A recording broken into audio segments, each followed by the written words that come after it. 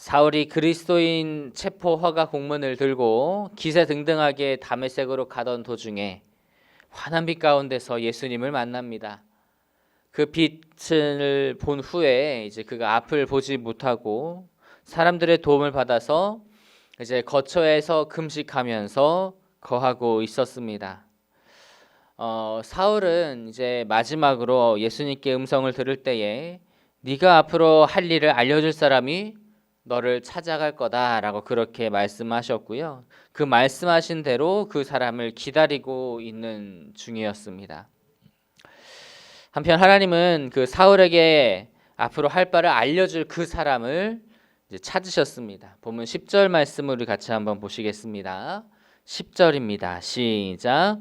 그때에 다메섹이 아나니아라 하는 제자가 있더니 주께서 환상 중에 불러 이르시되 아나니아야 하시거늘 대답하되 주여 내가 여기 있나이다 하니.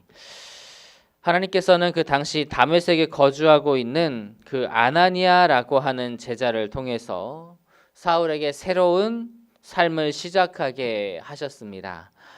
아나니아는 그 사울을 위해 하나님께서 다메섹에 예비하셨던 하나님의 사람이었던 것이죠. 많은 사람들이 하나님의 일을 한다고 이렇게 하면 자신의 그 삶의 터전을 떠나야 한다고 그렇게 생각을 합니다. 우스갯소리로 선교사로 헌신하면 아프리카나 정글로 보내실까봐 헌신하지 못하겠다라고 하는 말이 있는데 꼭 그렇게 멀리 떠나야만 하나님의 일꾼이 되는 게 아니에요. 자기의 삶의 자리를 묵묵히 지키면서 하나님의 인도하심을 받고 또 때때로 하나님께서 주시는 그러한 사명을 감당할 때에 진정 하나님께서 기뻐 사용하시는 하나님의 일꾼이 되는 것입니다.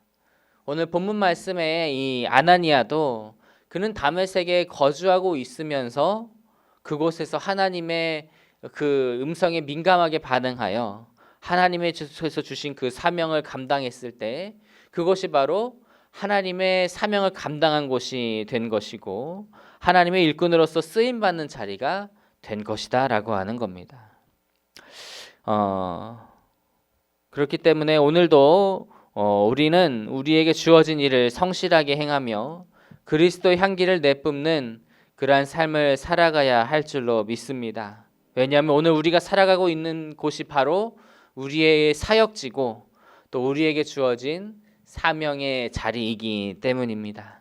그래서 하나님께서 기뻐하시고 인정하여 주실 만한 정말 그런 순종과 또 사명의 삶을 살아가는 저 여러분 다 되시기를 주님의 이름으로 축복합니다. 사울은 이제 하나님께서 사울을 준비시키기 위한 과정에서 이 다메섹에 있는 아나니아를 선택을 하셨는데 이제 그를 부르셔서 이제 사명을 맡기시는 과정을 보겠습니다. 우리 11절과 12절 말씀 보시겠습니다. 11절과 12절입니다. 시작. 주께서 이르시되 일어나 직가라 하는 거리로 가서 유다의 집에서 다소 사람 사울이라 하는 사람을 찾으라. 그가 기도하는 중이니라. 그가 아나니아라 하는 사람이 들어와서 자기에게 안수하여 다시 보게 하는 것을 보았느니라 하시거늘. 그래서 하나님께서는 정말 아나니아를 부르셔서 그에게 바울에게 나아가서 안수하라고 사명을 주시는데 이 아나니아의 입장에서 하나님의 말씀은 순종하기가 참 난감해요. 왜냐하면은 그리스도인들에게 이 사울은 보자마자 도망가야 할, 보자마자 피해야 할 위험 인물이기 때문에 그렇습니다. 본문 13절과 14절 말씀 한번 보실까요? 13절과 14절입니다. 시작. 아나니아가 대답하되 주여 이 사람에 대하여 내가 여러 사람에게 듣사온즉 그가 예루살렘에서 주의 성도에게 적지 않은 해를 끼쳤다 하더니 여기서도 주의 이름을 부르는 모든 사람을 결박할 권한을 대제사장들에게서 받았나이다 하거늘. 사울이 이 다메섹으로 온다는 소문은 이미 다메섹의 그리스도인들에게까지 다 퍼져 있었습니다.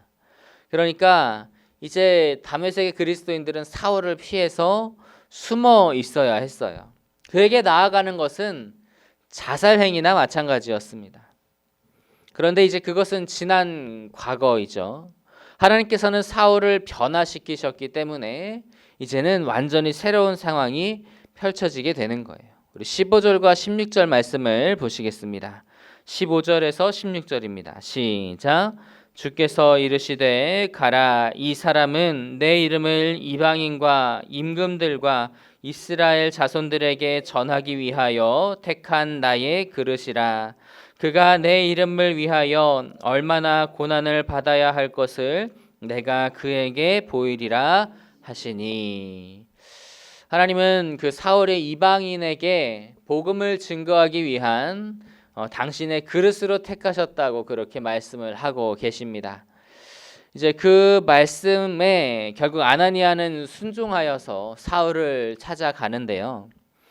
사실 엄밀히 살펴보면 하나님은 그 사울이 지금 변화돼 있다라고 하는 것을 아나니아에게 말씀을 하지는 않으셨어요. 그러니까 아나니아는 지금 하나님께서 어떻게 일하고 계신지, 앞으로 어떻게 일하실지 알지 못하는 좀 그런 어떻게 보면 불확실한 상황이에요. 그런데 그럼에도 그는 하나님의 말씀을 믿고 목숨을 걸고 사울에게 나아가고 있는 겁니다.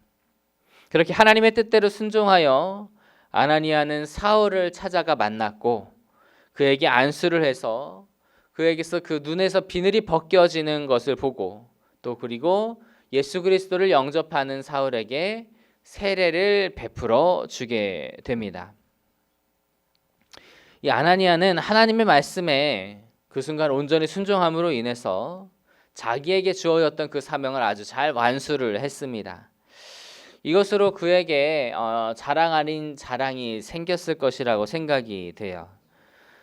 훗날에 사울이 이방인의 사도 바울이 되어서 수많은 교회를 개척하고 수많은 사람에게 그 복음을 증거하였다라고 하는 소식을 들을 때에 아나니아가 자기 마음이 얼마나 기뻤겠어요. 정말 사울이 회심한 사건을 가장 가까이서 보고 또 그에게 안수하고 세례를 준 것으로 정말 평생을 기뻐하면서 그것을 다른 사람에게 증거했을 수도 있었을 겁니다. 하나님의 말씀에 순종하고 그 사명을 감당하면 이 땅에서도 기쁨이 되고 또 하나님 나라에서도 상급으로 쌓이게 될 줄로 믿습니다.